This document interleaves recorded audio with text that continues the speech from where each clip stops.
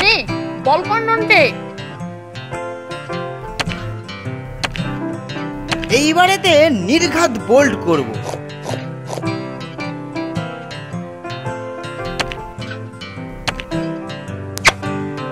উপস, এই যে মানিক জোর, শুধু বল পিটলেই হবে? তাহলে কি করতে হবে শুনি?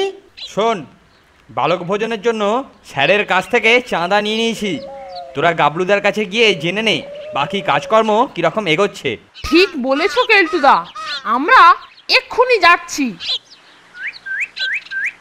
গাবলুদার কাছে গিয়ে বালক ভোজনের মেনুটা বেশ জমিয়ে ঠিক করতে হবে। তা যা বলেছিস, এখন গাবলুদাকে বোধহয় ক্লাবেতেই পাবো। ঠিক বলেছিস, ওখানেই আগে দেখি।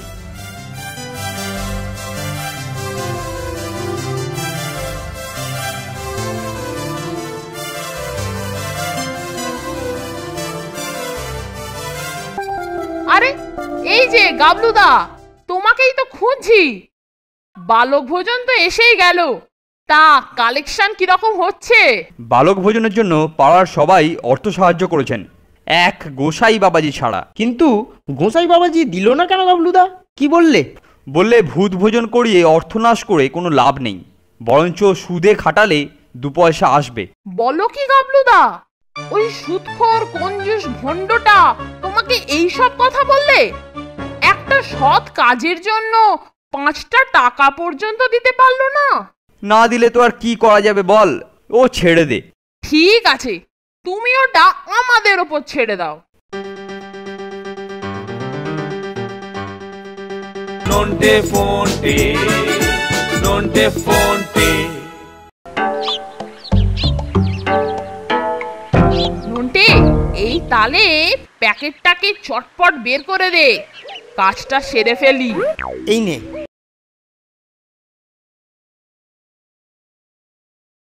নন্টে ফোনটে, নন্টে ফোনটে। গাবলুদা বলেছে ছেড়ে দিতে, কিন্তু অমনি ছাড়বো? ওই রকম অশালীন উক্তির জন্য 5-এর 10 গুণ আদায় করে ছাড়বো। কিন্তু জুলুম করলে গাবলুদা রাগ করবেন ফোনটে। জুলুম করব কেন, নিজেই দেবে। আচ্ছা, বাবাজি তো মাছ মাংস কিছুই খায় না, তাই না রে নন্টে? হ্যাঁ, বৈষ্ণব কি না, তাই ঘোরতর নিরামিষাশী। রোজ ঠাকুরের কাছে ভোগ দিয়ে তবে কিছু খায়। একটা দারুণ বুদ্ধি এসেছে, শোন তাহলে। কিন্তু ও দিয়ে কি হবে রে ফোনটে? হবে হবে, ওই দিয়েই হবে। যেরকম বলেছি, বাজার থেকে কিনে রেস্টুরেন্ট থেকে ভাজিয়ে নিয়ে আসবি।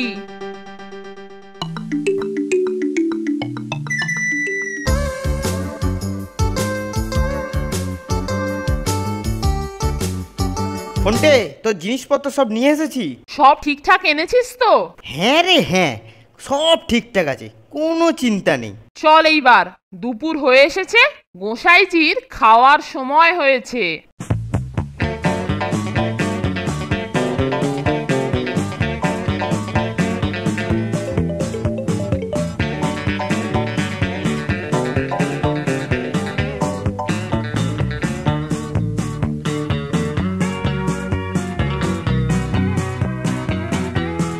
গোসাই বাবাজি, ও গোসাই বাবাজি, গোসাই বাবাজি।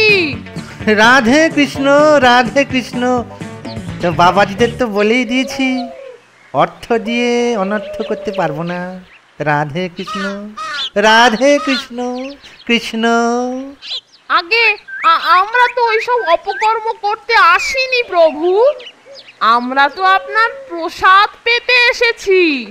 বাহ বাহ বাহ বাহ বাহ, বাবাজিদের সুমতিতে আমি যার পর নাই পুলকিত। রাধে কৃষ্ণ। হ্যাঁ, তা বাবাজিরা কিঞ্চিত অপেক্ষা করো, হ্যাঁ অপেক্ষা করো, আমি প্রসাদ নিয়েই আসছি। রাধে কৃষ্ণ, কৃষ্ণ।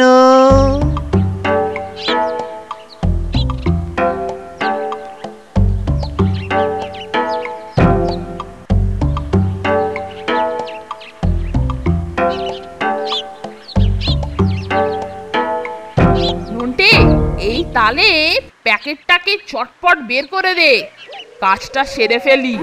এই নে। রাধে কৃষ্ণ। বাবাজিরা এই ভোগ কেমন লাগছে গো? হ্যাঁ কৃষ্ণ।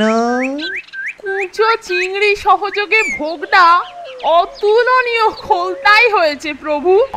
এটা কি আর একটু পেতে পারি? কি এই রাধে কৃষ্ণ, রাধে কৃষ্ণ। এই মাছ, মৎস্য বলিস কি? অর্বাচীন পাষণ্ড, আমার ভোগে মৎস্য, মৎস্য। রাধে কৃষ্ণ, কৃষ্ণ। এই তো, আপনি নিজেই দেখুন না প্রভু। হ্যাঁ রাধে কৃষ্ণ, রাধে কৃষ্ণ, মৎস্য। তাই তো দেখছি মৎস্য। চিংড়িগুলোকে এর মধ্যে ভেজে দেওয়াতে আরো উত্তম হয়েছে। চল রে নন্টে, সবাইকে উপাদেয় প্রসাদ পাওয়ার জন্য প্রভুর বাড়িতে পাঠিয়ে দি। রাধে কৃষ্ণ। আচ্ছা বাবারা, তোমরা নাকি কি একটা কর্ম করছো কৃষ্ণ? আরে ওসব আপনি যেতে দিন প্রভু, ওসব হলো যত গিয়ে অপকর্ম। ওসব নিয়ে আপনি একদম ভাববেন না। না না না না না, ওসব হচ্ছে অত্যন্ত সৎকর্ম।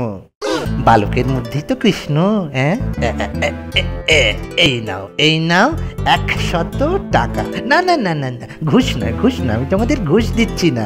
কৃষ্ণ, কৃষ্ণে নাম করো, কৃষ্ণ, রাধে কৃষ্ণ। হ্যাঁ বাবা, এই কথা যেন কাউকে বলো না। রাধে কৃষ্ণ। নন্টে, কিরকম দিলাম বলতো? চল এইবার গিয়ে গাবলুদাকে খুশি করে দি।